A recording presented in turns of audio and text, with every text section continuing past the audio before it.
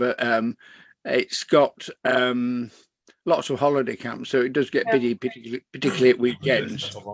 But we like it. There's lots of nice things around. If you want to join me on Facebook, right, I'll look for you. I'll look for you, Richard. You can ask me questions. I can recommend places. That was all I was say. Okay. Thanks a lot. Yeah.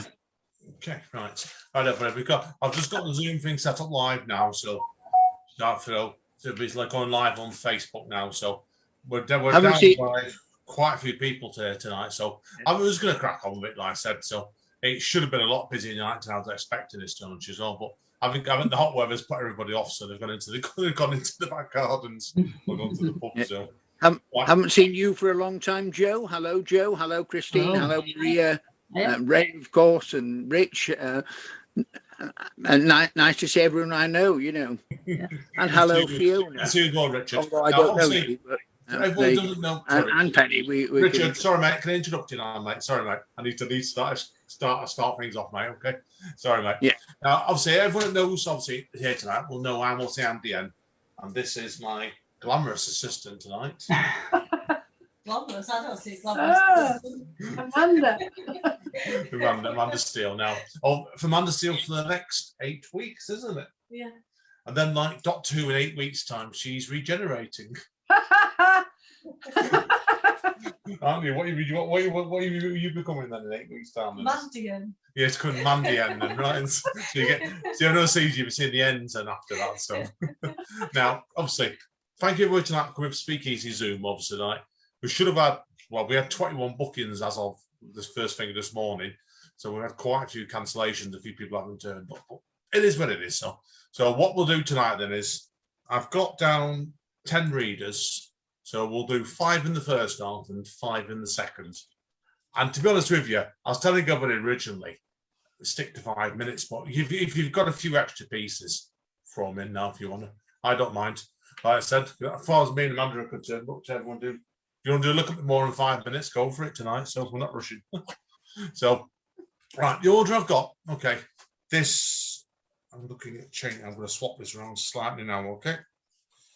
So, if anyone's got any problems with this, shout from where start. Okay. We're going to start off in a couple of this time with Richard, and then I'm going to ask Ray if you're okay going after Ray. Then Ray. Penny, are you okay going third? Yeah, fine. Okay, I'll go fourth then. And I'm going to try and get this. Is it Feona, is it? No, just Fiona. Fiona, right. I wasn't sure you pronounced it, Fiona. Sorry. That's fine, Fiona. Okay, that's fine. At least I know future reference. Okay, Fiona, do you want to finish off this first half then for me, okay? What? Sorry, you broke up then. Do you want to finish off the first half for me? Absolutely. Yeah. That's if cool. we get anybody else comes in, I'll squeeze them in and let everyone know what's going on. Then second half, Christine, are you all right starting us off? Yeah. Maria, do you want to go second? Brilliant. Okay. Amanda will go third. Rich, do you want to go fourth? Yeah, no problem. Joe, do you want to go after Richard? Right after Rich. Steve Mingle's just arrived as well, so I'll put Stephen after you, Joe, okay? Right, let Steve get settled in and then we'll get going then, okay, with Richard.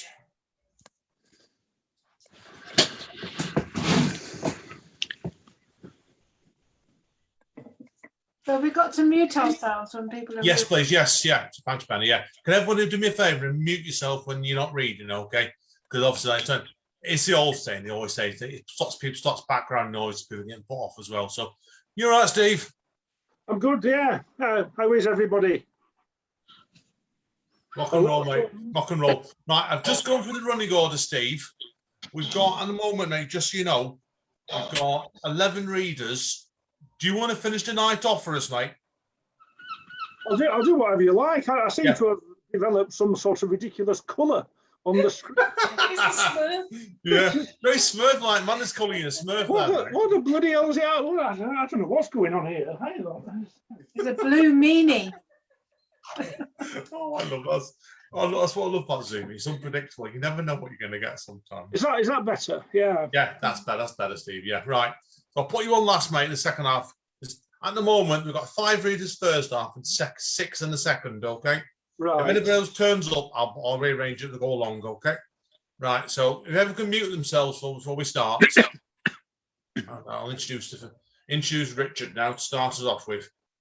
First up tonight, then, is the one and only Richard Harries. Oh, how kind.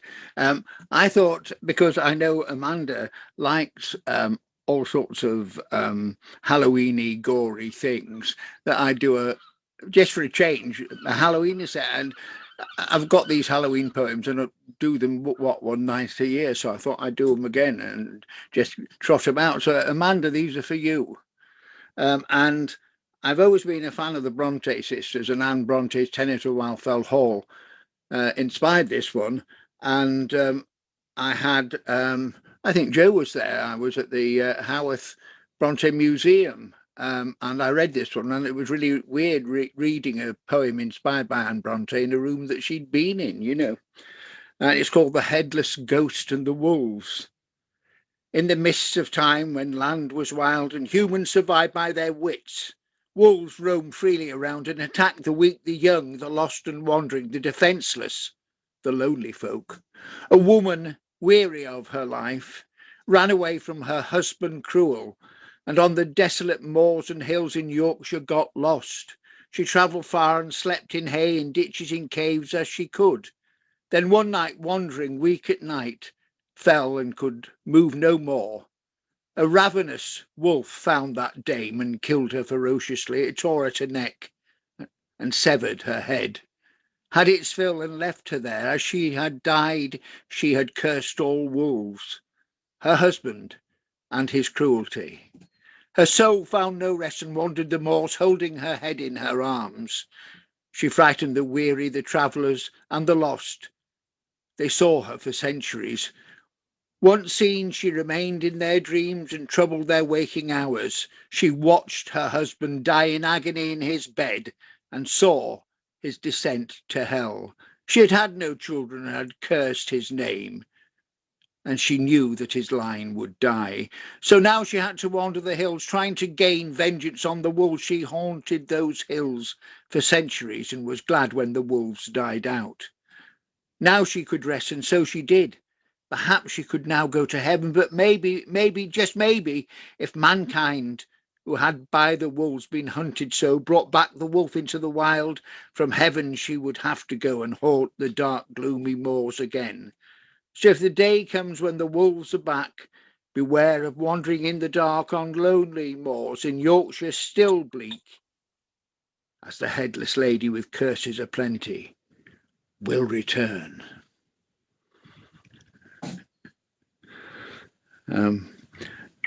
Thank you. And this is Karma, which is kind of Halloweenish. She died. It was no surprise to her. She'd been gravely ill. She was not old, felt cheated, then realised she could feel. She still existed.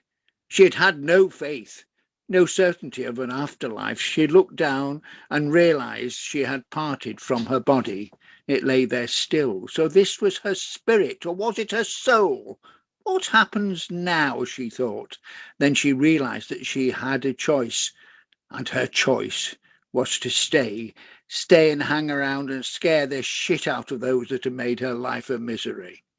Where to start, she thought with glee. Well, the bastard husband who had run out on her would be the first off. She went and found she could go. He had been selfish, had caused her grief. Now she found she could scare and reduce him to a wreck. Bangings, collapsing shells, walls that bowed. It was all so easy. Hang about. What about the neighbours, bastards who caused her so much grief, called her names, tried to steal her land? Wow, for them she had something great planned. Who would have thought an earthquake could be so localised? She laughed with glee. The gossips who had crucified her with mean talk now had life to fear. She floated her way through her afterlife and got all anger, bitterness and injustice out, cathartic and healing. As she became less bitter and sad, she realised that her revenge While Great was mad, she started to float away and knew she was to leave limbo that day. What she did not know was that she was in a place called karma, and that what she had wreaked was actually natural order. All those who had maliciously caused such trouble had found that their just deserts had arrived that day. So if you're being horrible and bad, then life for you will not be great, as karma gets you. And that is your fate. So that was my karma one. Then I've got a silly one. I'm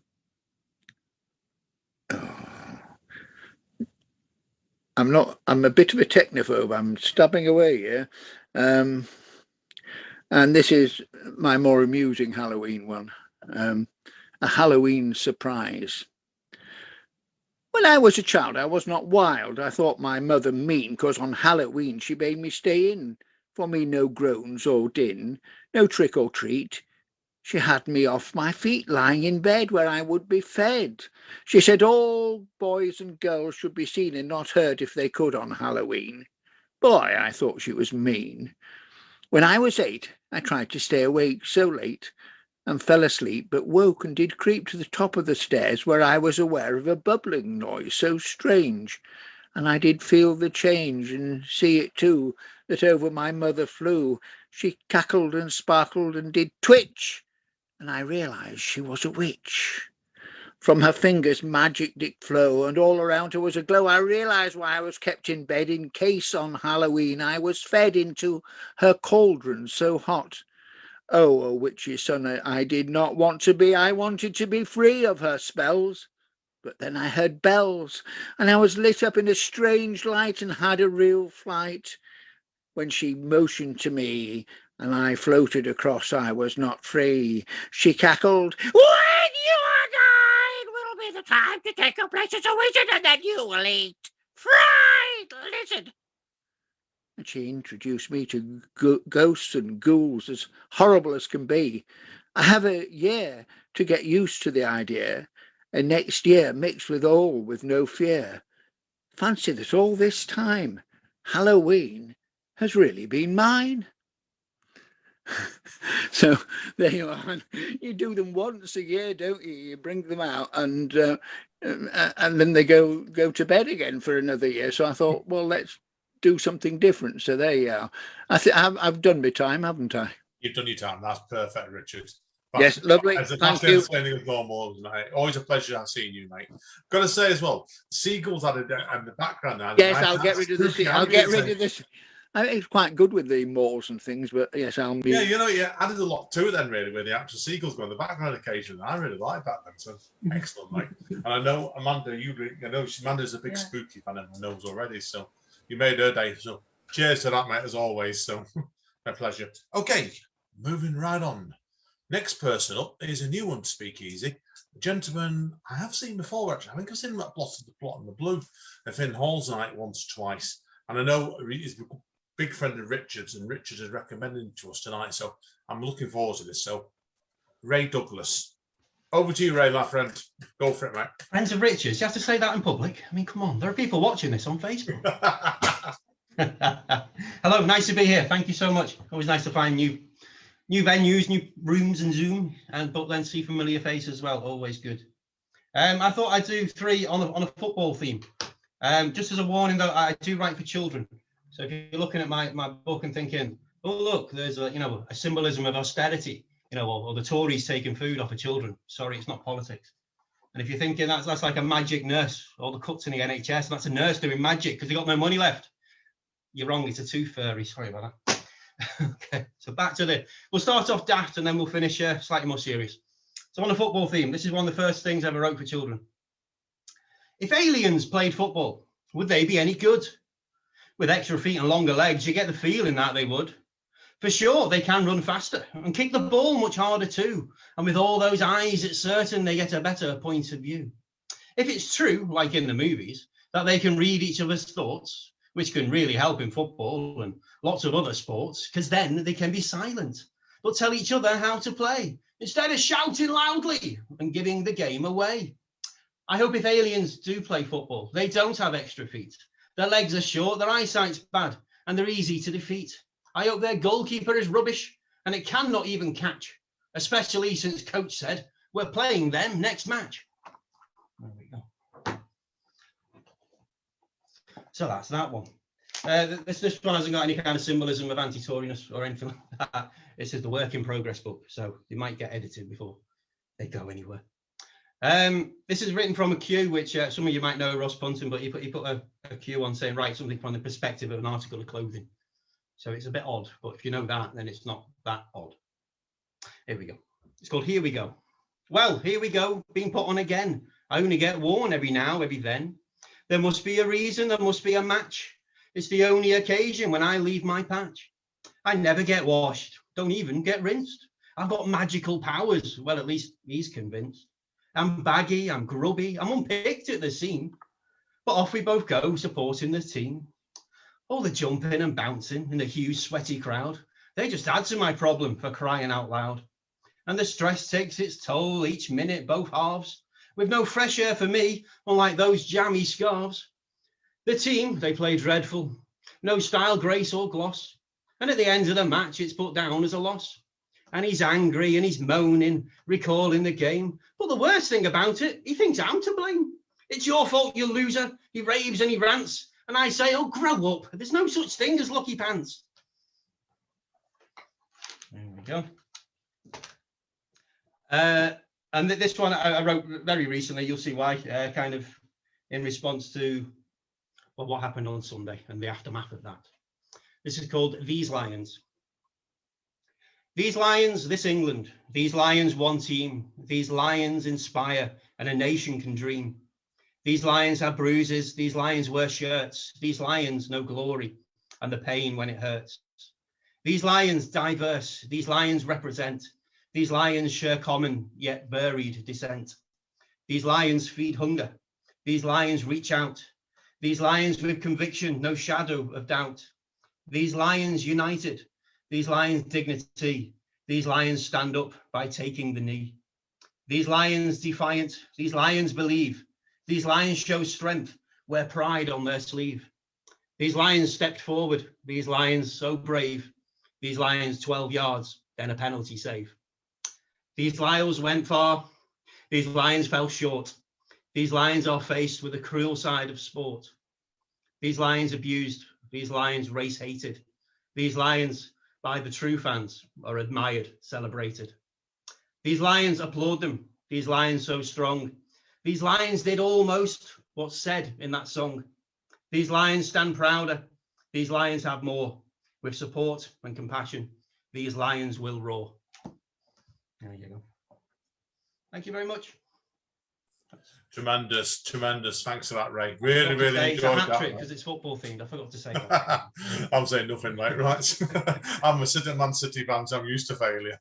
Even though I did right recommending him then, did I? You did, yeah. You did. You're always a good your recommendations, Richard. So cheers for that. And thank you. I bought his book twice. I bought them for the grandkids. Make it a hat trick, Richard. Buy them 3 times. There you go. I'll show up. Richard, why don't you buy one for your wife next as well, then? Right. Exactly. Yeah. Right. Anyway, listen to it, guys. We're digressing now. A couple of things we carry on. Mary Cunningham's just arrived, and Chris Campbell has as well. Now, I've spoke to both Mary and Chris by PIMS, so obviously when Ray and Richard were on. Now, Mary's going to finish off the first half for us, and Chris is going to start off the second half, okay? So that will give us, if you wonder why the rules, they've got the rules, lineups changed slightly, okay? But we're still going to carry on as normal. So next up is Steve's not doing any more the Zoom one, at least for the moment.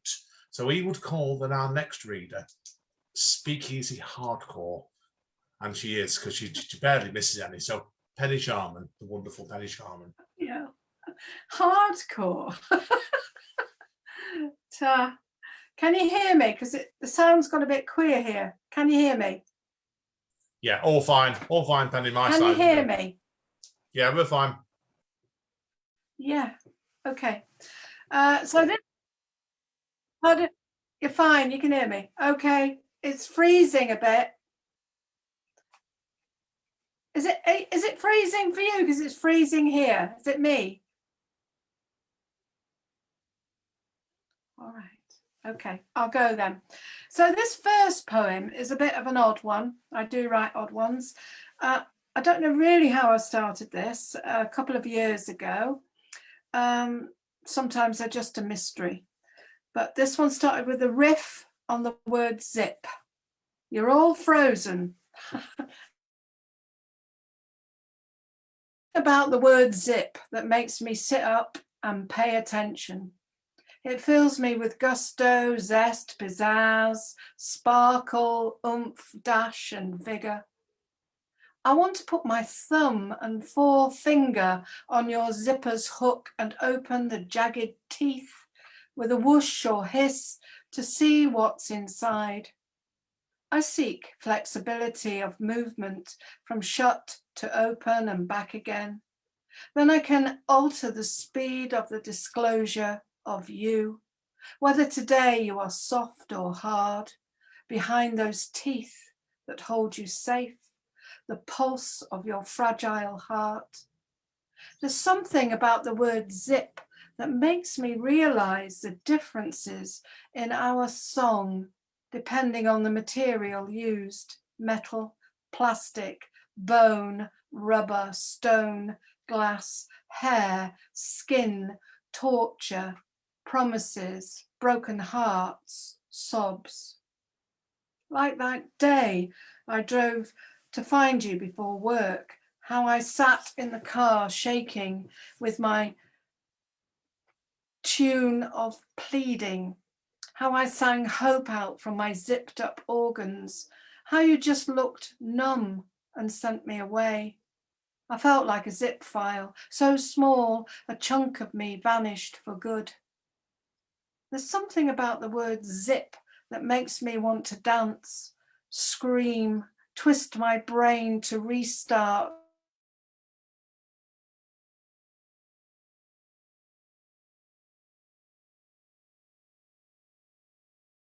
Penny, sorry about this. We've lost your sound.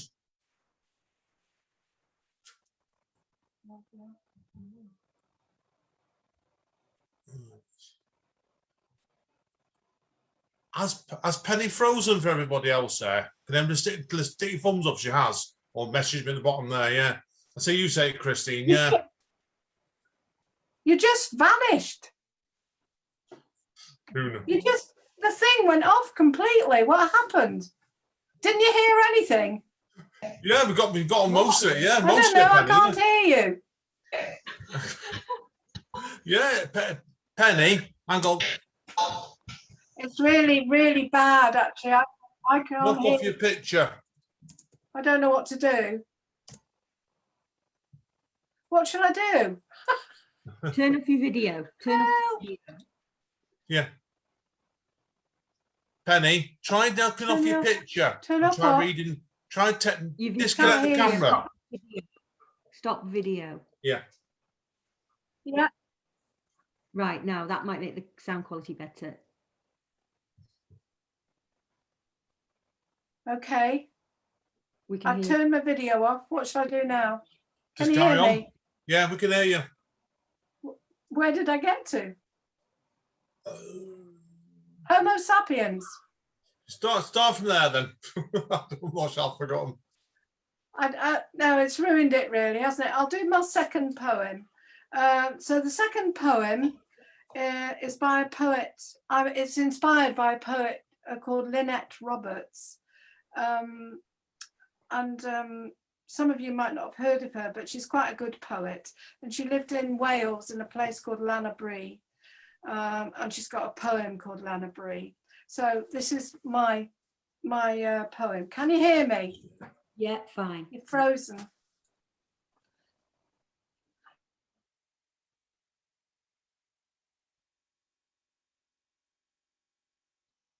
We can't hear you now, Penny. No, lost you completely, Penny.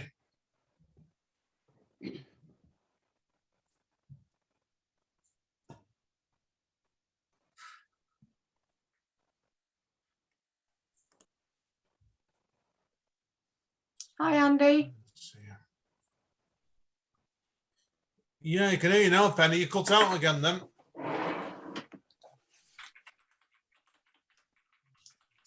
Penny, do you want? I can see your signal's dropping here. I can see it dropping off at the bottom. Do you want? I'm due to go on next. Do you want me to go on next? We'll come back to you and look at it again.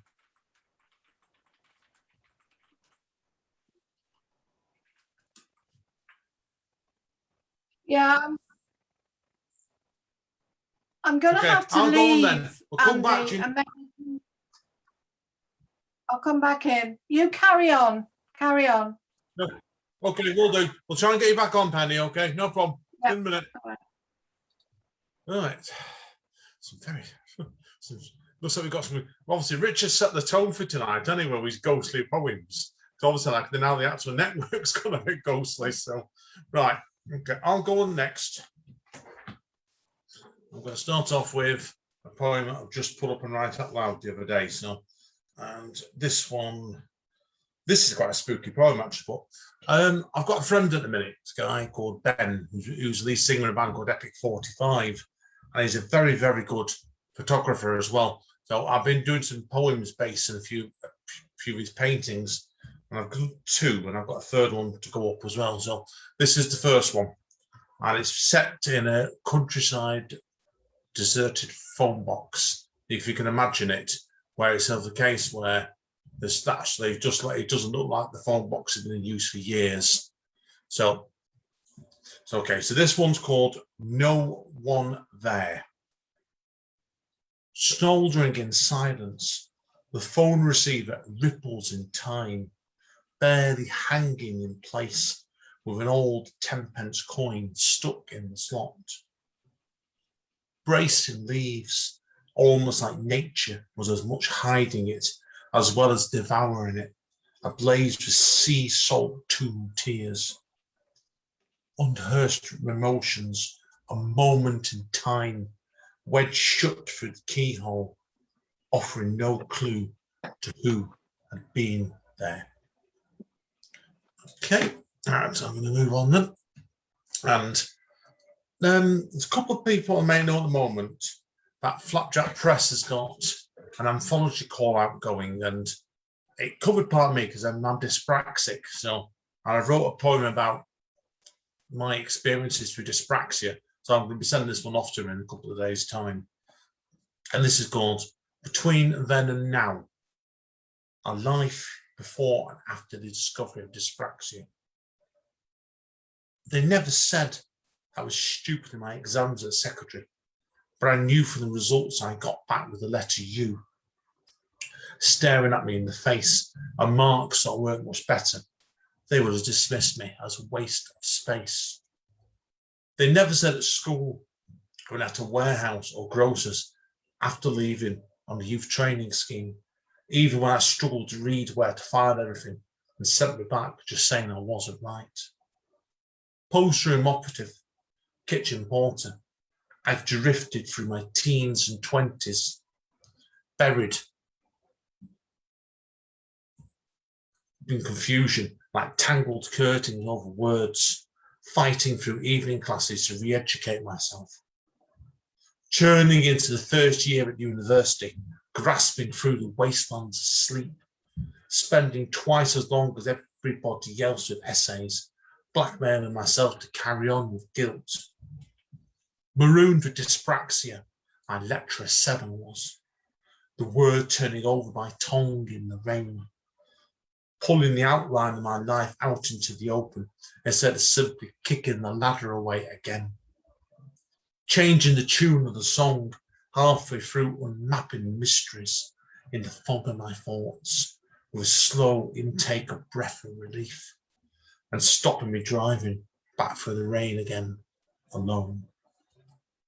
Right, okay, lastly to conclude, this one's a bit of poetic prose, and a couple of you know I'm not doing a very informal look at writing workshop at the moment with Amanda and a few other people. This one's a problem I came up with a week. It's completely out of season, but hey. Winter and only winter. Winter was the only season they could be together. Not spring with the awakening animals, or summer with the endless green fields that led from the coastline to the city, but winter.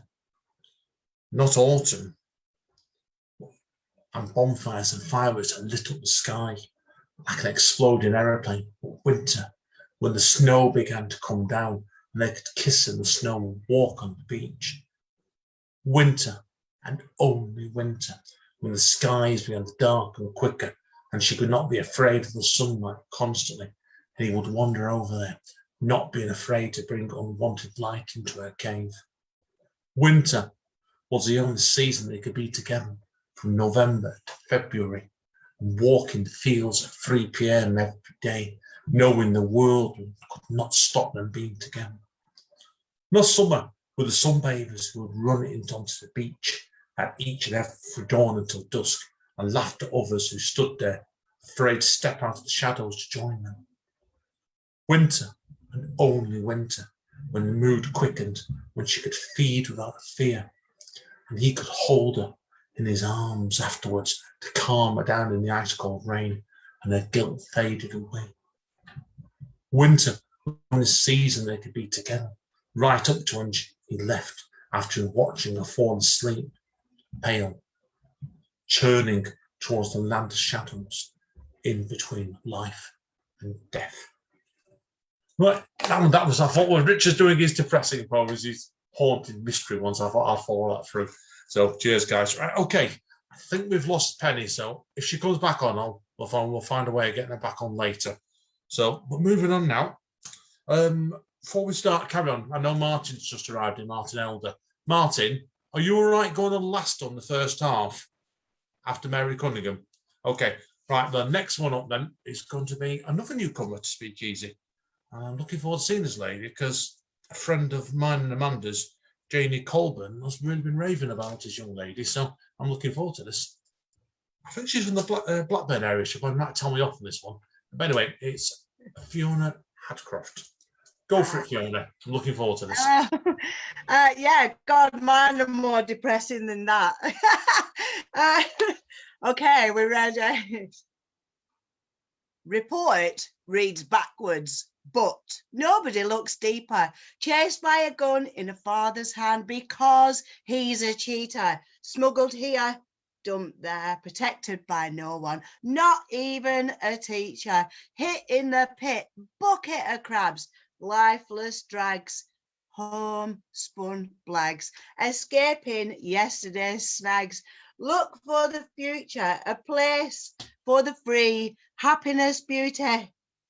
Accept more of me, stuck in fusion, desperate delusion, lifetime of confusion. Don't look, it's just an illusion. Smoke and mirrors, stamp back, smack down.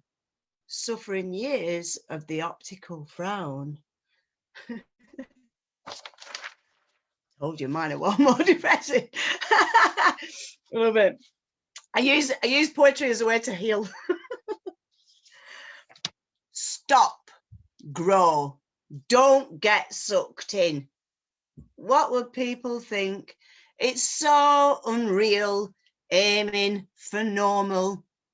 When life's on the brink, drowning, fetch me a drink, then I can drown all of my sorrows, this day, that day, yesterday's, tomorrow's, times on borrowed, nothing is real. Be aware how you feel, kindness, happiness, loneliness, in a mess, no best dress. What's the stress?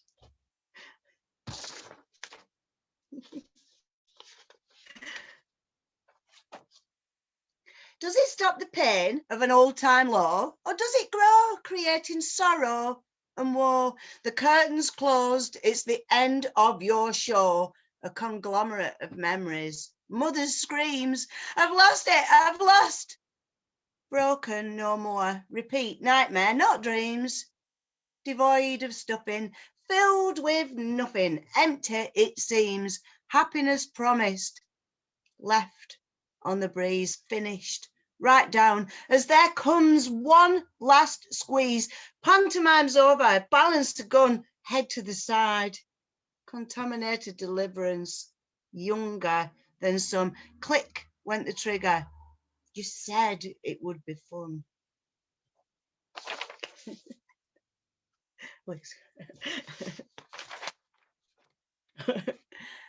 Push on, through, up, spew out. Vacuous vomitations of a life long forgotten. Oh, from a time when I hit rock bottom, threads of silver angel hair, no time to grieve. Crushed concern for what is common, squeezed of life like juices from a lemon, decay, omission, throwback, unmasked, faltering cavity of delusion, confusion, dank, dark memories, a taste so sour, protective numbing shield deployed. Disassociate, emotional humiliation, demands, buy a gun, do a deal, keep it real, see what you feel. Last one. Okay. Complete whilst incomplete. Mistakes maketh, define, develop. Sucked in, spat out. Depleted, olive branch in hand. Redundant, broke. Time to move forward. Get up off the ground. Carry on. Move through the dark days. There's beauty around. Aim low and you will never know how far you could actually go. Surrounded by happiness, flowers, birds, trees.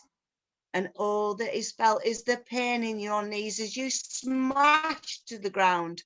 Label says, lost, not yet found. I've got time for a really small one. Okay, this is a nice one. I tried to write a happy ditty, one that's full of stuff that's pretty, a tale of butterflies, moths and bees. No nitty gritty, if you please. The song of the bird, the squeak of a mouse. Pond skaters, tadpoles, my lovely house. But what I came up with is too much to deplore. The sound of a lion and his ferocious roar. Excellent, Fiona. I've really enjoyed that. Thank you for tonight. Definitely. You've got a really good playful turn of words and ticked on the last piece. So, please come on again. Love to have you again at Speakeasy. Definitely. Right? I'd love to. Please come on Thank again. you. Okay, right. Moving on then swiftly. Next one up is. I love using the word that Steve is hardcore. And this lady has been coming Speakeasy in person for ages now. And I think it was second or third time when she'd been reading out poems about Stretford. And I only found out she actually hadn't lived in Stretford for a good few years by that point. But people know I'm originally from Stretford. And it was like, the detail of it, I sat up me thinking, blimey. Anyway, she's fantastic. And Mary Cunningham.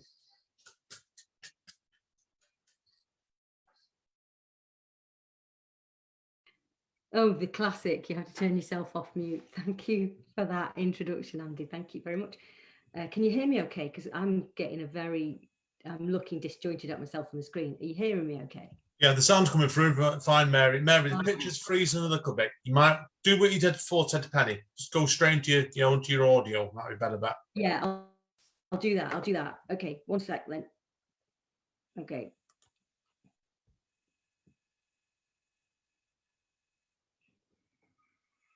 Right, that's it. I switched off the video.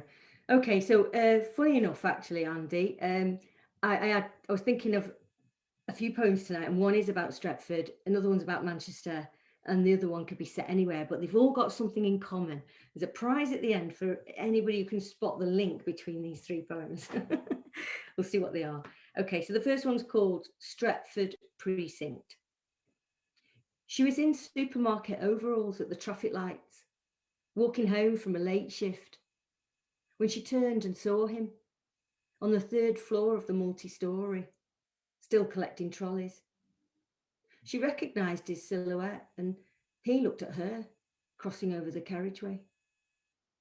He raised his arm in the air, signalled her to wait, ran in the pouring rain to the red, amber and green, where she stayed, through spaces lit and unlit, ramps, railings, roads, until her umbrella. He held her hands on its stem, tilted it so that the cars could not see their first kiss. The night bus tires yielding and dissolving. So that's my Stretford precinct poem. And then we've got a poem about another sort of coming of age poem, but in Manchester as well. So this is called Another Manchester Dawn, and I'll say it's in the 80s, so there's bits of reference to music from that time. Here we go. Sex is glass in suburb flats, a telephone box at the local shops, a double-decker ride past Pomona's stinging towpath, a bird's eye belly view of Metal Johnny in Palmolive's yard, bang of a fist of cylinder steel, flow pipes, decaying amps, giants crept on by circuit ants, boys or girls in electric dance, or 3-litre engines with empty tanks, anoxic anthems of synth pop trance. Dry martini and lemonade, thanks. A pressing hand on stone, the flesh between brick and bone, tip of a finger on bud of buddleia, tissues torn on a brown grey grease wall.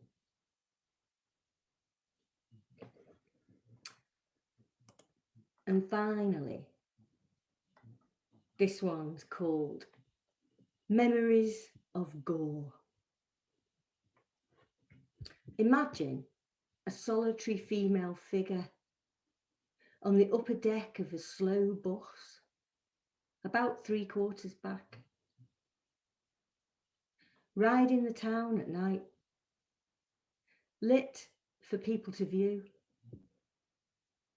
looking at a solitary female figure by a hedge, smoking, stepped out for a moment from the house full of children in bed, looking at the solitary female figure on the upper deck of a bus about 3/4 back, throwing eyes like warriors, wounding skin, the savour, the suck of steel and blood, carelessness. Then the give to soft tongue and lip.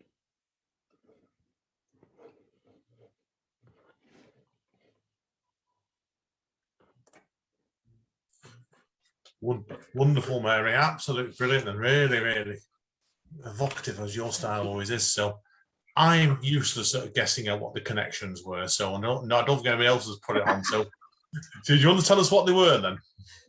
First off, did anyone even get it?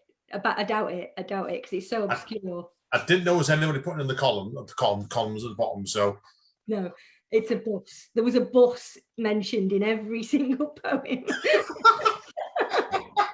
Oh, that's obscure. Yeah, that was a bit obscure. I like it. It was obscure, but no. That's what made me choose those 3 tonight. Oh, I've got a theme. I've got a bus. Brilliant. I want to speak to Steve next. I love that real obscure theme. I know what he's like for them, but that was excellent. So, well, hopefully we'll see you in person very soon. I know we'll talk what you can do in person, aren't you? But thank you for tonight. September. I'll be there. Pleasure as always, Mary. Thank you. Okay, last person for the first half now. Quite quick tonight as well, this first half. He's a gentleman that me and Amanda know from our Stockport group. So, Martin Elder, the wonderful Martin Elder. Over to you, Martin, my friend. Wonderful. Wow, thanks, Andy. I could say legendary if you want me to, but I'll make it so. Okay. I've got a couple of poems. This one's called Butterfly Princess. Her butterfly eyes flicker but no longer sparkle with the dreams that she once held. The blistered, sun-peeled, cracked lips lay heavily with a pastel shade of pink. In her heart, she cries out for what she cannot have. The little girl lost even now at 45 wants to say enough. She smiles the smile of a peace and content, but inside she smiles the smile of 1,000 deaths left out to dry among the others just like her. She reaches for her familiar friend, the bottle, but somehow stops, swallows hard and sobs. No, no, not again, she sighs, as she hears the call of her voice. Quickly adjusting some renegade hairs, she gets up from the mirror and kicks into confident mode down corridors of doors she's known for years, and up and around and into the lights and onto the stage to the sound of sweet applause in the company of strangers, and some who claim they are not. But she does her bit, smiling, talking, joking, laughing, avoiding searching questions, telling silly stories about people she's met. And after 30 minutes, it's over, and she sinks back to the dressing room, away from the people and more people, lights whistling and clapping. The stage is dark now, just an empty space between here and the next scene in her life, the next play, the next film, the next talk show, the next busy. No more questions, please. Just let me play my part in Let's Pretend with cotton wool candy from when she was 7 and still had the innocence of a Disney princess. Thank you. And this other one is called There and Back. It probably speaks for itself. It's what I saw some lads in one of the streets close to us 2 or 3 weeks ago, and I wrote this as a result. There were some boys the night before last just hanging on the corner of the street, lopping and gagging, choking the smoke of some weed, wannabe hip-hop slope and drop boys from the hood, all in black, every man jack of them, hoodies and trainers, baseball caps, feet flapping and scuffing the cursing turf of road and curb, of this that is theirs. And it's where they belong. No words to describe among them, the joking, poking fun at all and any, especially one of their own, strictly no girls allowed. This is the company of boys only, trying to find their way, to cut a path that is theirs for the taking, among the oughts, the shoulds, the buts, the maybes, from parents and concerned others who just want them to do good. But good is for those who remain anything but cool. It is they, the fresh-faced princes of charmless words, the apple of their mother's wounds and their father's wishful thinking, that hold the balance. For now, they won't give a damn. But what about when they're 30 and lost all of that which they were once proud, to the graft and grieve of the world outside, their little piece of heaven beyond the laughs and the weed, where they are hustling just for a chance for bread and bacon and mouths to feed? Will they still not give a fig, shrug their shoulders and laugh all the way there and all the way back? Thank you. That's me done. You all done there, Martin, or have you got another piece? Right, okay.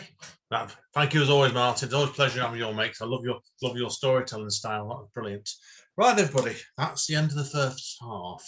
So we're going to take a quick 10-minute break and we'll come right back. I'll put the running order of the second half on the chat box now. Just we'll take a quick break. But we've got 1, 2, 3. We've got 7 more people during the second half, I think. So see you all in 10 minutes. Great stuff.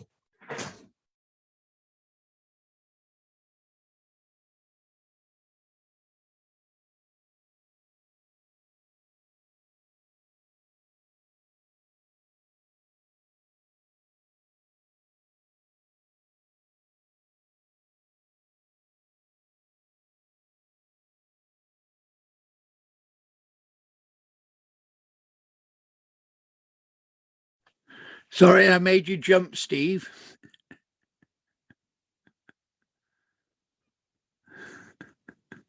It's all right, Richard. Don't worry. I've recovered now. I didn't think you'd had a stroke or anything, but No, it's not, nothing. Yeah, nothing too severe. Just a bit unexpected. That's all. Yes, well, that's kind of the point. And I normally apologise to my poor mother, who wasn't a witch. But there you go. Sadly, I've got another appointment now on another thing that I managed, because I'm an idiot, to manage to double book. Oh, So which is how I got on first. So anyway, I'll see you all later. Brilliant. Bye. Cheers. Okay, I'll see you soon, Richard. Bye. Yeah. Cheers. Bye. Cheers. Bye.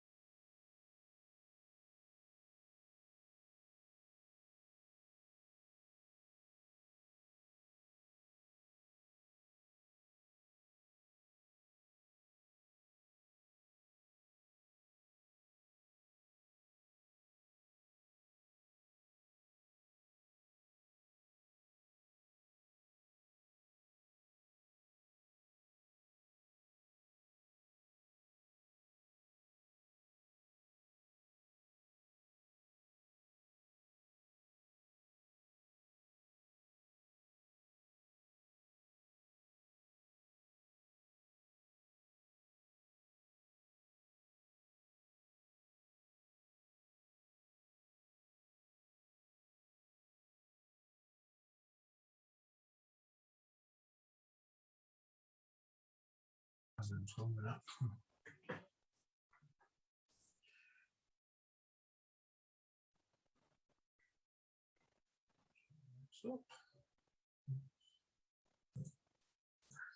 we go. Joe, I meant to ask you before, how's things going with your flat hunting at the moment? Not much action, really. No, I've got a viewing on Friday that I'm quite optimistic about. But the thing is, so far, most of the ones I've looked at so far are things that have been on the market for a while. So they've all been shit, mainly. So that's what I love about you, mate.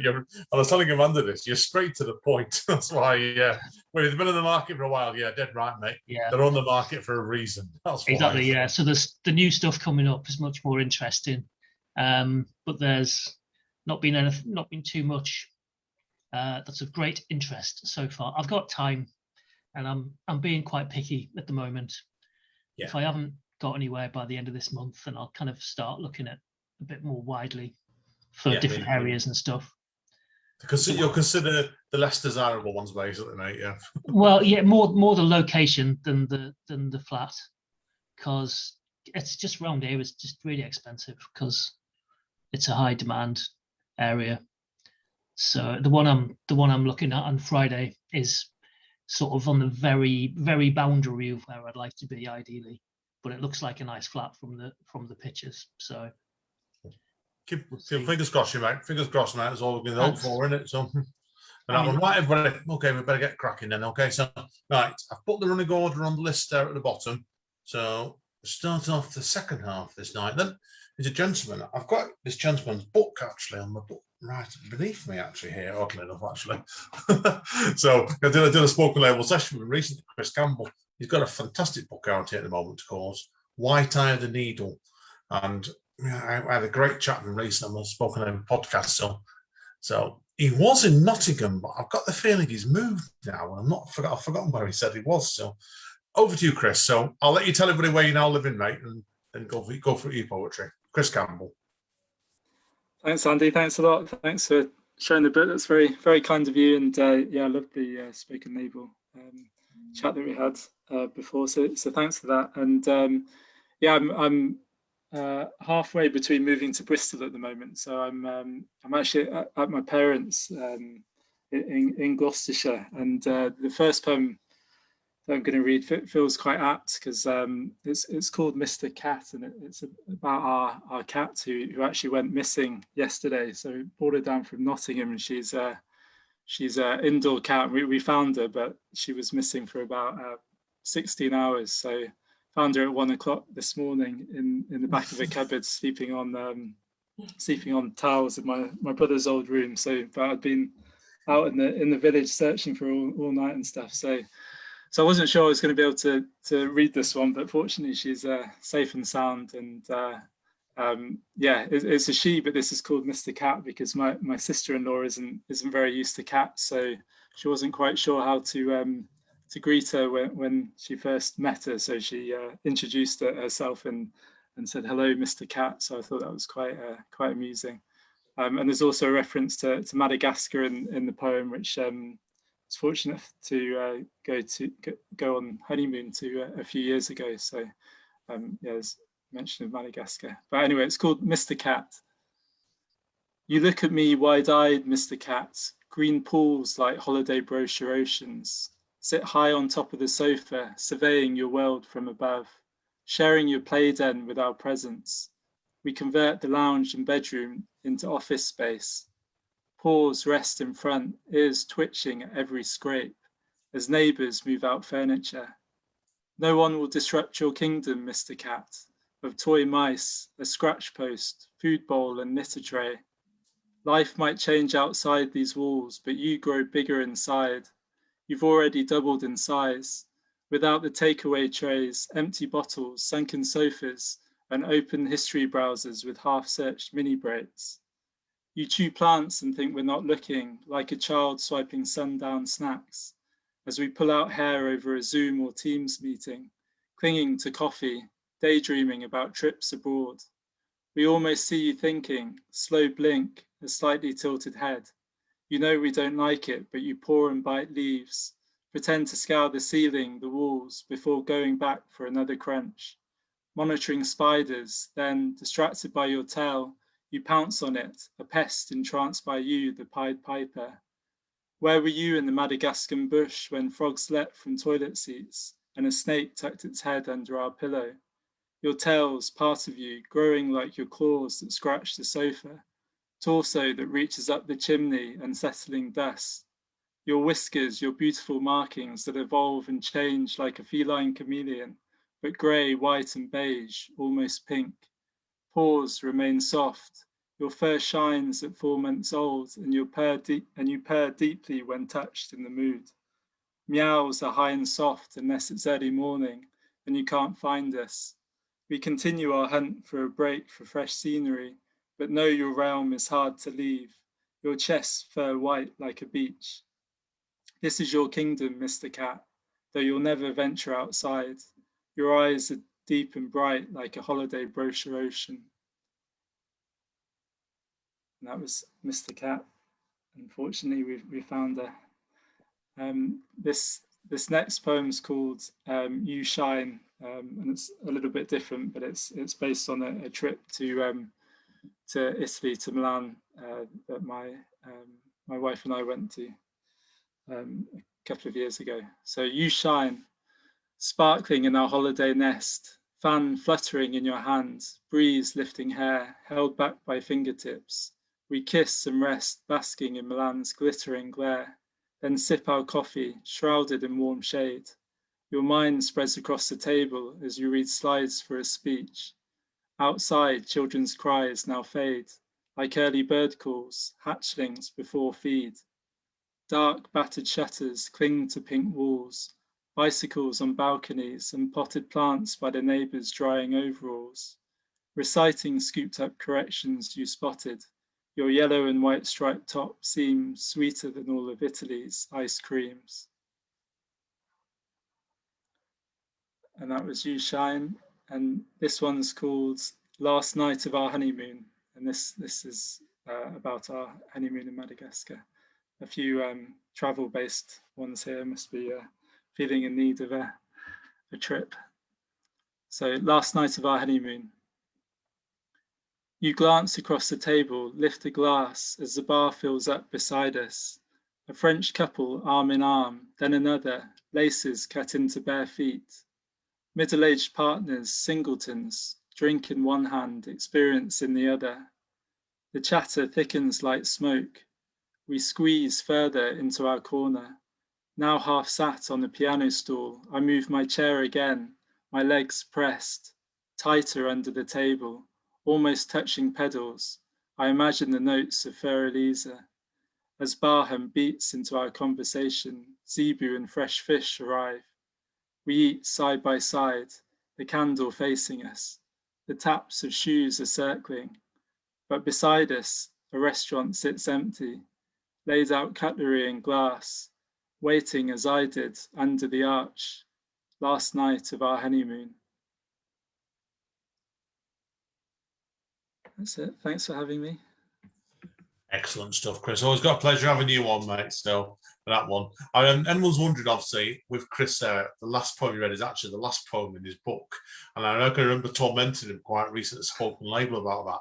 But it's a great book. And I'm glad your cat's turned up as well, because I was just telling Amanda then, when you were reading that one, it's typical cats that they always sleep in the place you least expect them. Yeah. We turned the house upside down, and still she was tucked away. Oh, your cat didn't care, and I thought, I'll wake up, I won't feed him. It's typical cats. So. Well, brilliant. Thanks again, Chris, as always, mate. Thanks a lot. Okay, moving right on then. Right, the next lady, I believe, holds the record so far for the longest travelling person to when we do this in person and spoken to Speakeasy. Christine Fowler. As far as I'm aware, Christine, obviously, when you come to see us, I know you stop at your daughter's, where if you're technically travelling over all the way, it's a fair journey, isn't it, where you come from? It's usually fitted in with something else, mind. I'm coming next time because I'm looking after the kids for a couple of days during the school holidays, so I've time it to come to your speakeasy. I mean, you time it just right, don't you, anyway? So make sure you come and see us at the same time. But anyway, Christine, everybody, seriously, Christine, the wonderful Christine Fowler. Okay. I thought I'd do something different this time, and instead of doing poems, I'm doing a short story. Okay?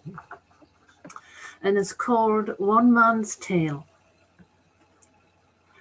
He squatted on a short, three-legged wooden stool as a concession to his age. His hair cloudy around his head, his body a pile of bones inside shapeless, faded rags, with his knees protruding upwards towards his ears. He sat. Other storytellers stood or strode, declaiming dramatically. He spoke slowly, and we, the people, had to strain our ears to hear and listen carefully to try to understand his words. He didn't try to show us with actions or fancy prose. He saved his energy purely for the telling of his tale. The more we listened, the quieter it became. All that could be heard was the flicker of flames from the fire, and the scrabbling of dogs' claws as they wrestled with discarded bones on the stone floor, and the rasping of his well-used voice. There was no conventional beginning, no once upon a time, just the launching of the tale itself, as if we knew the background already. The lit torches in the sconce cast shaky shadows around the room, and the gloom thickened. A shiver seemed to ripple through the room as he started to speak. It was a dark day, more like the gloom of evening, a twilight sort of day within which people expect the cold winds of winter and drifting snow. People felt the need to hunker down, and that's what I did. I pulled my family inside our house. I ensured the bar was pulled firmly across the door to keep us safe from the day. The animals were huddled inside too, and their ripe smell mixed with the scent of the stew cooking over the fire. My son was whittling a piece of wood, making pegs for his mother, and my little daughter was playing with the cat. My wife started spooning some stew into the wooden bowls, the bowls I'd made with my own hands, but I couldn't settle. I felt in the very marrow of my bones that something was wrong. He looked down at his hands drooping over his bony knees. We waited. With effort, he seemed to draw himself together again. There was the peace before the storm, a storm that did not consist of howling winds or loud noises, but instead a dreadful silence. My daughter was first. We did not realize, my wife and I, that she'd stopped playing.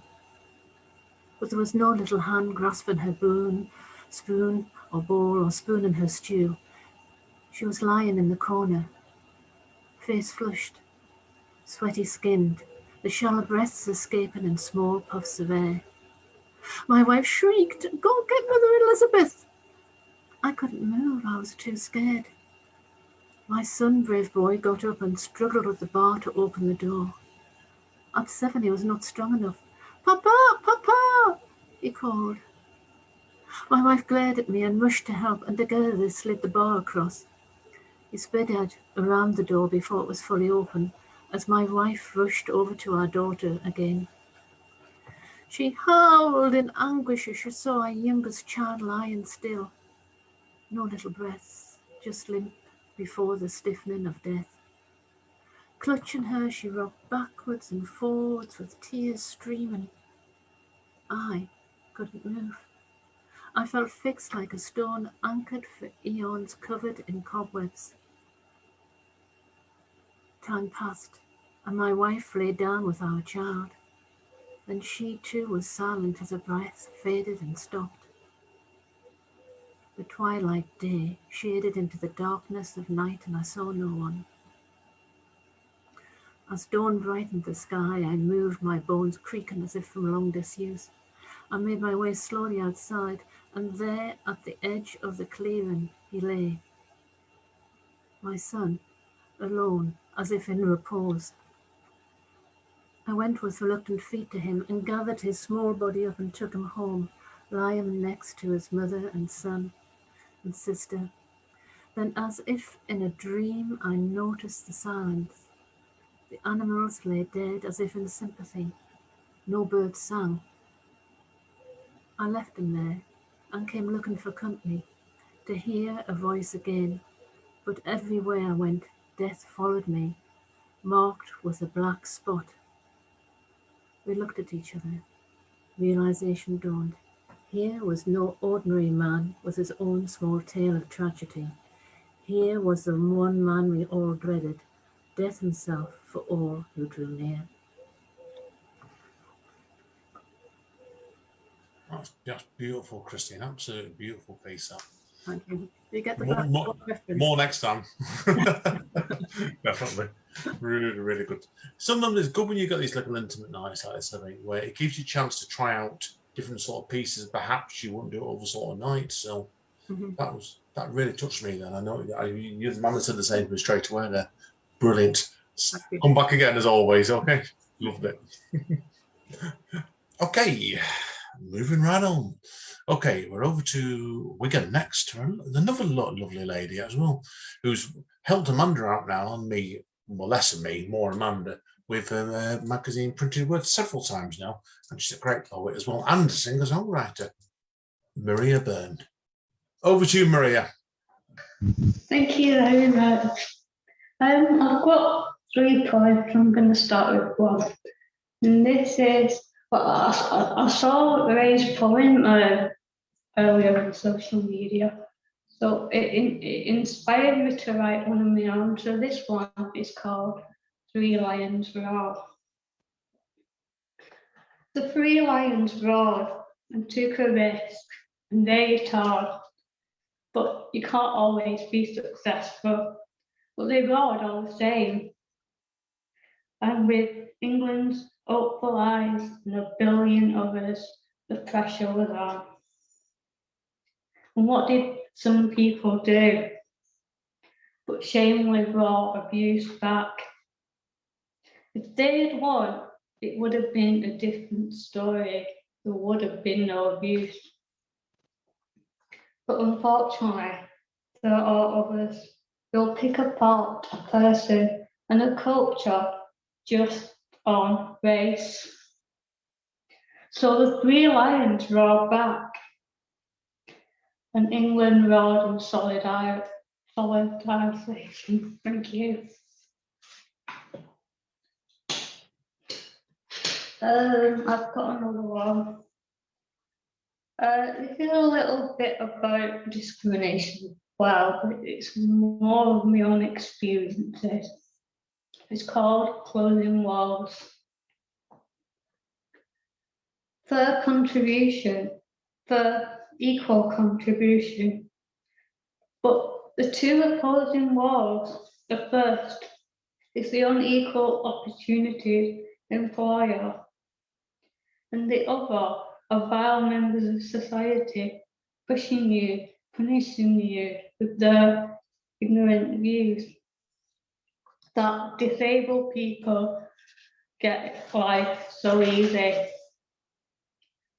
And they would push from above and below, pushing closer in, and you're drawing in the waters, you're drowning of ignorance, closer, closer, closer. And sadly, no escape. Thank you.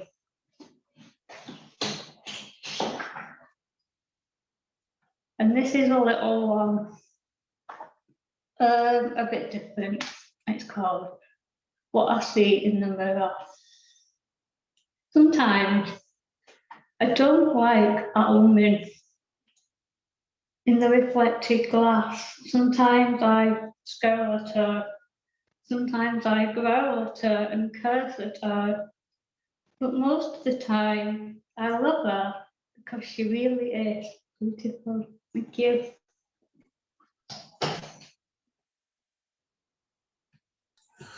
Brilliant, Maria. It's always a pleasure having you on Speak Easy, because people don't know us. Me and Amanda have known you for about 2 years now. So, and I've seen the confidence in where your work's gone over the past 2 years, and it's a great example where if you persevere with what you're doing as a writer, I think you do naturally improve as a poet and writer, and that was superb. Love the last piece particularly there, so keep it up. Thank you very much. Right, okay, we're moving a bit further afield now to the writer me. So we're over to the boss now. So not obviously she's not called the boss, but it is Amanda Steele. I've got a couple of pieces of flash fiction that I wrote in Andy's workshop. The first one's called "The Colour of Her Blood Was the Least of His Worries."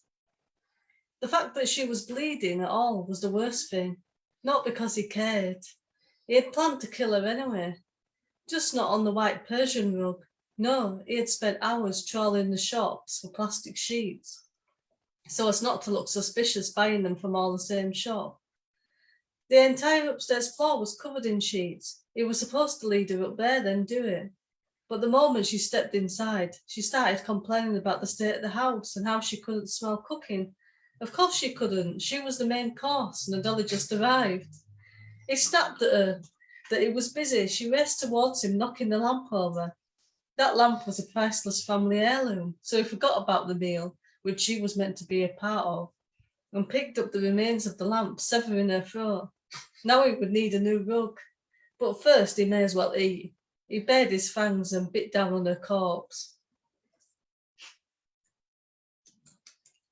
And the second piece is called Red Riding Hood in Space. The day the Prime Minister announced the world was no longer habitable was the same day Red Riding Hood broke up with a woodcutter. So when the opportunity came to leave Earth in search of habitable planets, Red Riding Hood jumped at the chance.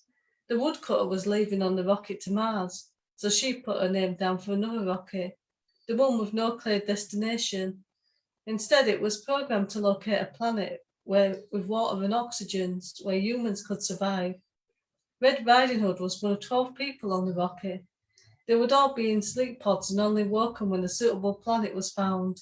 Red Riding Hood was delighted with this arrangement. She dreamt of happier times. Visiting Grandma in the forest before the nasty wolf attack, marrying the woodcutter before he cheated on her with Rapunzel, or an alternative timeline where she might have arrived in time to save her grandmother. When Red finally woke, she had no idea she and the others had been asleep for thousands of years. She looked out through the hatch and saw they were on a green planet. The computer in the rocket had now lost power like the rest of the ship. As she and the others stepped outside, they smiled as they took in oxygen. They had found a planet, but as Red laughed, she heard a growling sound. That's when the first wolf appeared. Then another. They were surrounded by a pack of snarling wolves. Why did it have to be wolves, she asked more to herself than the others, realising the so-called safe planet they were on was inhabited only by wolves. That's my stuff. No, I'm going to say excellent anyway, because if I don't say excellent, yeah, I'll be getting knocked out. So come back here, right? Now, okay, it's worth explaining one quick thing with this. On the second piece Amanda did was, and this makes it to me more innovative than one that really doesn't it? Because on the second one, I had a list of titles given in the workshop, and Amanda picked two out at random. What were the two? Red Riding Hood and Lost in Orbit. Now, you think really with that, it's quite interesting. It's like Red Riding, Lost in Orbit. It's two completely different sort of genres, and you managed to merge them together, so it's brilliant. Okay, I'm going to move on anyway. So now the next person up is a fantastic comic and writer. I think he's singing a band as well. So, but I think he's probably one of the few writers, and I think I can follow Amanda the sheer madness she writes there sometimes. And he's a fantastic bloke, Rich Davenport. Over to you, Rich. Very kind of you. Hello, lovely to be here again. Right, I'm going to read one from my book, Gormless, which came out last year, and a percentage of the proceeds from every book goes to the ME Association. I have ME, I wouldn't recommend it. I'd like to start with a historical poem from the book. It's set in ancient Rome. It's called Brave Hercules, and it's set during the reign of the Emperor Harries. And I've managed to shoehorn in a carry-on inspired innuendo based on an item of Roman architecture. So I'm kind of lowering the tone and raising it at the same time there, really. Right, so this brave Hercules. In ancient Rome, brave Hercules, clad in a flowing toga, stood before the Colosseum crowd to show his skill in yoga. He bent and stretched, then stood upon his head. His face turned russet, but they laughed at his basilicas, for his toga had no gusset. There you can see, I don't know if that's visible, but that's Hercules in mid-yoga there in the crowd gawping at his basilicas. This next one is a relatively new one, which is equally sensible, and this is called Let Him Have It, Doc. A tense wall of silence shatters at the shock of a wild, raging voice lurking under a smock. Have you any kumquats? Have you any yams? Have you any aubergines? Have you roasted hams? The head surgeon screams, you can't come in here. There are rules about surgical cleanness. Dr. Jones, I've warned you not to sniff nitrous oxide. Leave the operating theatre or I'll taser your penis. Again. A relatively new one. And then I've got one, I'm working on another book at the moment, which is hopefully out next year. And this one is going to be in that. It's called Trouser Horse and the Satin Flares of Destiny. See Trouser Horse race up the track, resplendent in his tartan slacks, or see him show jump, if you please, in fetching velvet dungarees. He leaps over fences and ditches, cuts a dash in knee-length breeches. But it's the stable he likes best, pyjama pants and old string vest. I first met Trouser Horse when I was making a delivery of oats which he had ordered to be dropped off at his livery. He made me very welcome and said, pull up a chair. May I make you a horse beverage? I have plenty here to share. He put the kettle on and said, thanks for dropping off the porridge. I spend so much time racing, there's no time to go and forage. I replied, porridge, you say? Is that what the oats are for? Of course it bloody is, he said. Do you think I eat them raw? He passed me some horse porridge, a pleasure to digest. He said, I'm glad you like it. It'll put hairs on your chest. He was right. My chest was instantly, incredibly hirsute. He said, you look like Barry Gibb. Would you like to form a Bee Gees tribute? I said, oh, yes, but surely you'll be Barry, Trouser Horse. He said, no, I'm a bassist. I'll be Morris. I said, yes, of course. He said, to complete our trio, there's a horse next door called Dobbin. He comes from Massachusetts, so he'll make a perfect Robin. Dobbin was keen to join, and so our plan was now in motion. Trouser Horse said, when our trainer finds out, there'll be an awful commotion. He never lets us sing or dance. He took away all my flared pants. He just wouldn't listen despite my insistence. He said, you can't race in flares because they cause wind resistance. But disco masters are my favourites. I don't care what's fashionable. I've had enough of horse racing. A bollocks to the Grand National. So Trouser Horse and Dobbin ran away from their cruel trainer. He threw a knicker-wetting tantrum, a full-on underwear stainer. Now, Trouser Horse was what he likes. He and Dobbin are set free. And the three of us all were the satin flares of destiny. We're a mobile Bee Gees tribute band with a horse-drawn disco carriage. We play open-air gigs by the side of the road. Why not book us for your bar mitzvah or marriage? Our Bee Gees tribute is a hit. We're gigging constantly, and we've got the perfect band name. We're called the Bee Gees. Thank you. For that, thank you. Fantastic, Rich. I've got to say that second one had me cringing then completely. Man, the person not laughing, but it is what it is. Tremendous, mate. Always a pleasure having you on, mate. Okay, moving on now. 2 more people to go tonight now. Next one up is another fantastic writer from the Leeds area, and I've never met a pleasure meeting this guy personally. I hope to someday soon, and he's a great poet. Joe Williams. Thanks, Andy. Hi, everyone. If only I'd made the team, I could have had a career in the media. I could be hanging out with Hannah Woods, talking about eyebrows, about the time Twitter went mad for hers, the time when Paxman lifted his because I'd spotted Marla's third from only one note. I could have Roger Tilling's number. There will be YouTube clips of him saying, Leeds Williams, as I jump in for the pitcher starter. We take the lead against Trinity College, Cambridge. And from there, we're just buzzing, never looking back. Thanks. That's one for anyone who's as excited as I am by the return of University Challenge this week.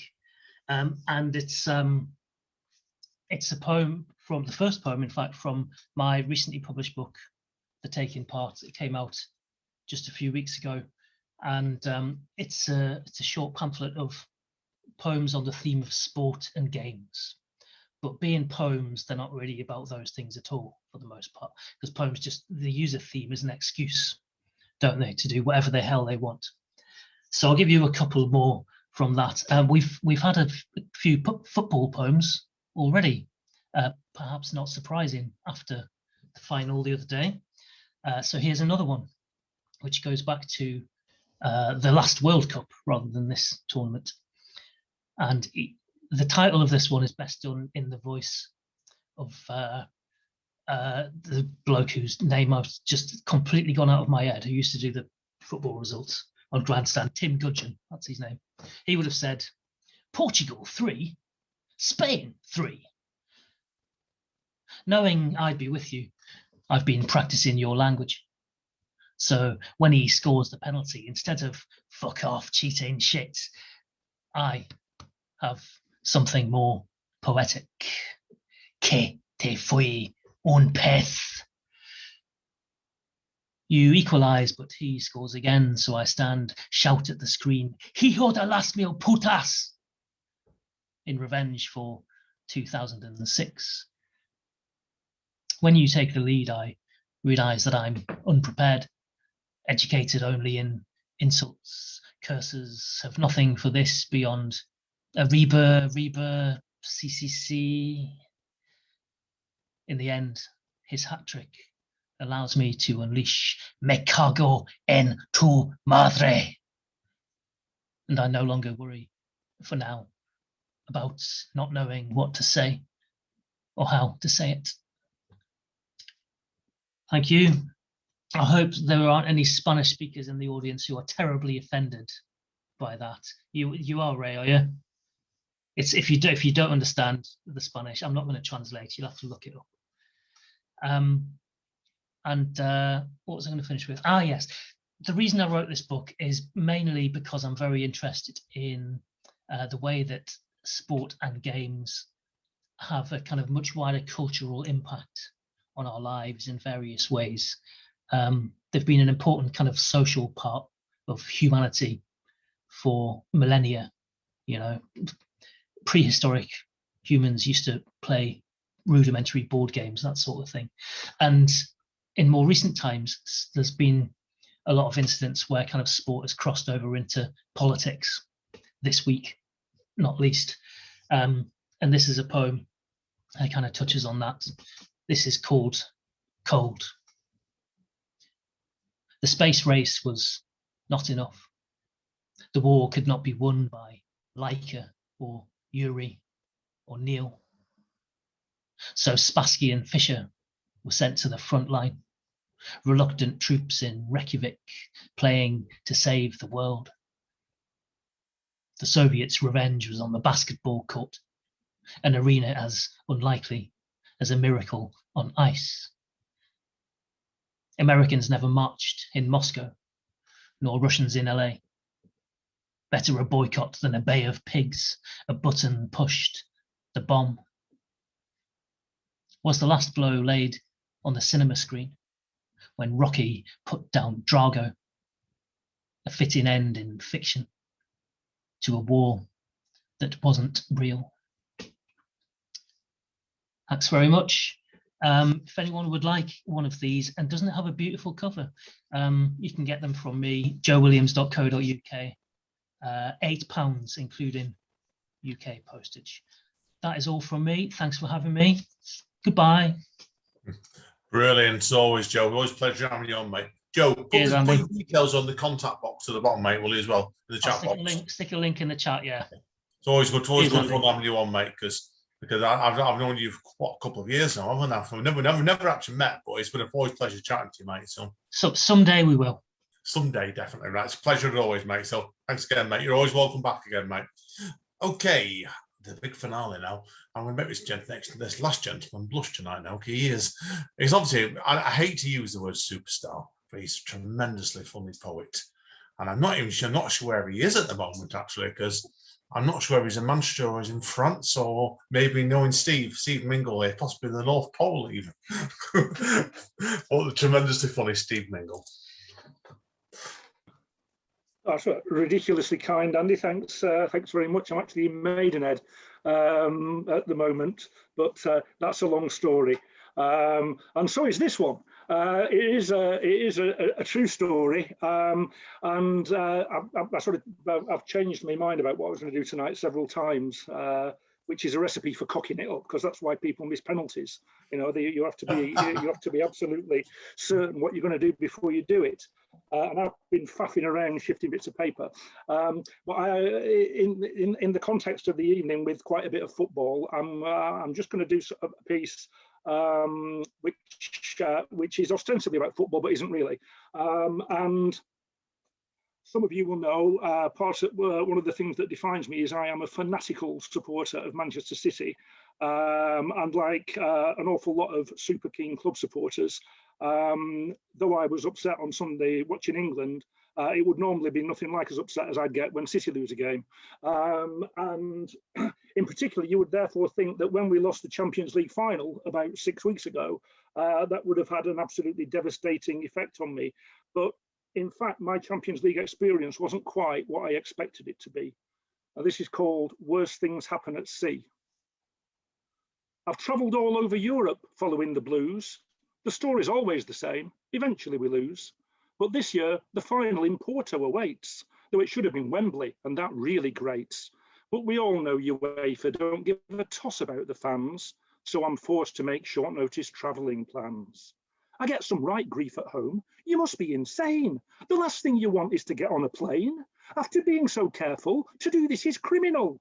But I convince myself the risk is minimal. It's once in a lifetime, keeps flashing through my brain. If I don't do this, will I ever do anything again? Everyone has to be tested. I've been double jabbed, so I purchased my ticket before they're all grabbed. And I booked myself onto the Sheikh's free flight, travelling back in the middle of the night. But just to show how far we still are from normality, I need a PCR test. But that's just a formality. It costs 95 quid. What an absolute racket. Opportunist bastards making a packet. I just write the cash off. What else can you do? And next morning, the test result email comes through. Positive. Fuck. I'm gobsmacked, stunned. It's properly shocked me. I've been so obsessively cautious, even friends have mocked me. It must be a mistake. I trawl all over the net to find this thing's about as accurate as you can get. How can this have happened, I repeatedly ask. Some twat in the Arndale who wouldn't wear a mask, the girl in the coffee shop, the restaurant waiter, the emergency dentist. Wish I'd left it till later. But whatever it was, my passport's back in the drawer, and I'll be watching on telly, feeling sick to the core. We're favourites to win, but we don't turn up. Pep's inexplicable tinkering buggers us up. Chelsea, deservedly, walk off with the cup. I feel like we've bottled it, and I'm hardly alone, but at least I don't have a long journey home. And yes, it's a sickener, but though it may seem perverse, if we'd won, I'd have felt 100 times worse. Because then the pain of not being there would never be erased. I'd have been bitter and twisted for the rest of my days. But for now I'm infected, apparently. So how do I feel? I'm an ageing asthmatic. It's not really ideal. I've been fearing to catch it would mean certain death. But not once was I ever remotely out of breath. Maybe it's the vaccine, maybe it's luck. But frankly, my dear, I don't give a damn. And as the Blues will come back from this pain, now we've reached our first final, we can do it again. And I'll be there for sure if we make it next season. Maybe, sometimes, things happen for a reason. Thank you. Fantastic, Steve. Fantastic, mate. Unfortunately, I can relate to 2/3 of that, and that's all I'm going to say. Been a fortunate fellow City fan with that, so we'll just pass and move on. But it was tremendous, mate. Great way of finishing off tonight, that Steve. A pleasure as always, mate. Right. Okay, I was just going to do a short one, if I may. Oh yeah, yeah. I wanted to try and finish on a high note. Go for it, mate. I thought the way that was going, then I thought that was your conclusion. So right. That's fine. Fantastic. Okay, it's a very short, well, relatively short. It's short for me. This is when things got back to normal-ish in the centre of Manchester. There was this new phenomenon, which is basically a horde of kamikaze cyclists who really get on my goat. This is called Deliveroo Bastard. When the streets were deserted, they had the run of the town, but now they're crowded again, they just mow people down. For some folk, they provide an invaluable service, but just the sight of their bikes makes the rest of us nervous. This army of reckless, irresponsible jerks speed through gaps in the traffic just like Eddie Merckx.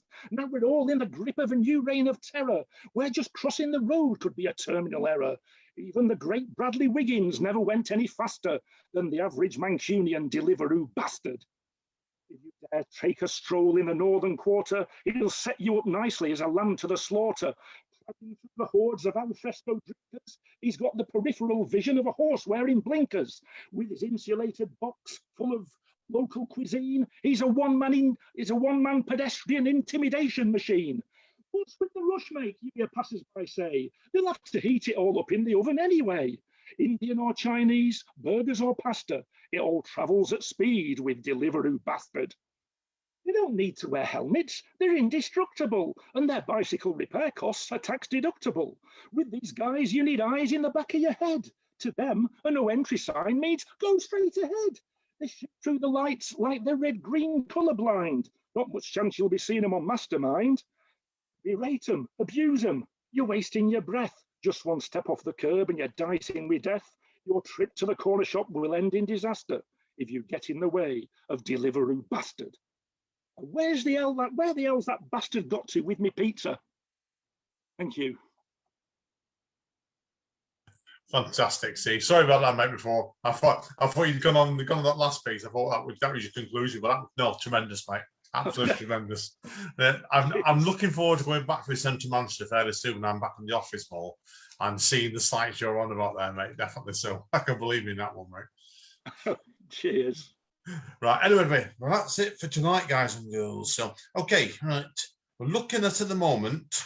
We're doing the next Speakeasy Zoom one. If you want to get your diaries out, somewhere around about Tuesday, the 17th of August, and I'm going to be taking bookings on it from this Sunday, which will be Sunday, the 18th of July at midday onwards.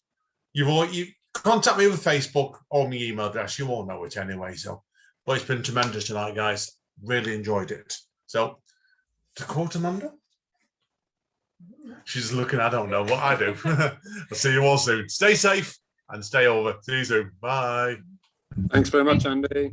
Cheers, guys. Well done. Great night. Thanks, everyone. See you, Andy.